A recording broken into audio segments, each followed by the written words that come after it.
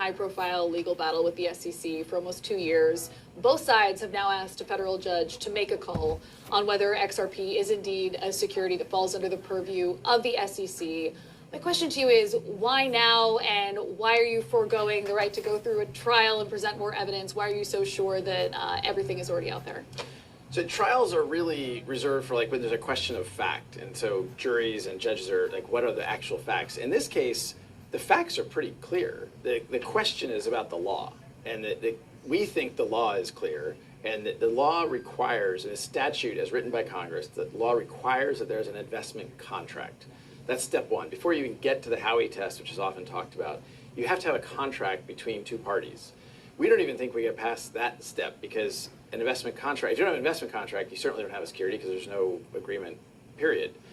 If you get to the Howey test, then it's also a question of law. So we think this step of summary judgment is, first of all, the fastest path to resolution. We have been pushing very hard to move this quickly, partly because we think the law is clear, and partly because we think the whole industry needs the clarity we're seeking. Yeah, and I definitely want to come back to the broader implications for the crypto industry. But on that point of an investment contract, you know, the SEC has made the case in its motion that that there can be an investment contract without a contract, any rights granted to the purchaser and without any obligations to the issuer. What do you say to that? In order to have a contract, you have two parties. No matter how the SEC wants to spin the facts, the reality is to have a contract, you have two parties have to agree on something. You don't necessarily have it written. You could have oral contracts, you can have implicit contracts, but you have to have two parties. The reality is there are not two parties. Ripple doesn't know who bought the XRP. The people who bought the XRP don't necessarily know Ripple. You have to remember that 99.9% of XRP trading has nothing to do with Ripple, the company. So when you talk about, okay, XRP is a security, I go back to something I said years ago when this started. A security of what company? Of what, like, who is the owner?